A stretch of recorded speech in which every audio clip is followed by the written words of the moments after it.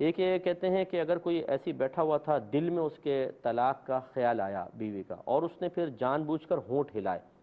خیال اچانک آیا تھا لیکن ہونٹ جو ہلائے وہ جان بوجھ کے ہلائے، لیکن آواز نہ نکلی، تو کیا طلاق واقع ہوگی کہ نہیں؟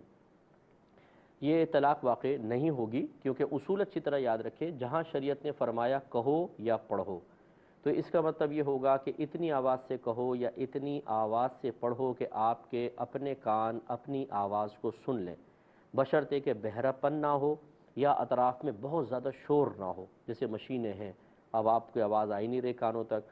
تو لیکن اس میں بھی یہ ضروری ہے کہ اتنی آواز کم از کم ہو کہ اگر وہ مشینیں اچانک بند ہو جائیں تو آپ کے کان اپنی آواز کو سنیں،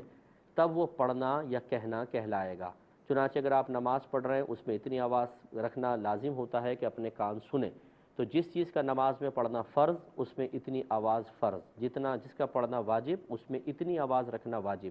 جس کا پڑھنا سنت یا مستحب اس میں اتنی آواز رکھنا سنت یا مستحب کہ اپنے کان سنیں۔ لہذا اگر کانوں تک آواز نہ پہنچی تو فرض تھا تو ترک فرض ہو جائے گا، واجب تھا پڑھنا تو ترک واجب ہوگا، اور اگر سنت یا مستحب میں آواز کان تک نہ پہنچی تو ترک سنت یا ترک مستحب ہوگا۔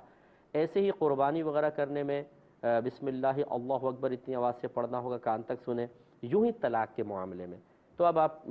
فیصلہ کر سکتے ہیں ضابطے کے بعد کہ اگر اس نے دل میں خیال آیا، ہونٹ بالکل نہ ہلاتا، کوئی مسئلہ نہ تھا، ہونٹ ہلائے لیکن آواز نہ نکلی، تب بھی اس کے حکم طلاق نہیں ہوگا، لیکن ایسا کرنا نہیں چاہیے، بعض اوقات نکل بھی سکتی ہے، کان تک پہنچ بھی سکتی ہے تو طلاق ہو جائے گی خواہ، اور پھر کوئی عذر قابل مسموع نہیں ہوگا۔ یہ بڑے بھولے بھالے بنتے ہیں شوہر حضرات، جب نکاح ہو رہا ہوتا ہے اس میں قاضی صاحب کہتے ہیں بیٹا جب میں جو کچھ کہوں آپ کہنا قبول کیا، تو جرح نہیں کرتے ہیں، یہ کیا بات ہوئی، خالی قبول کیے سے عورت کیسے حلال ہو جائے گی، مجھے سمجھاؤ، نہیں۔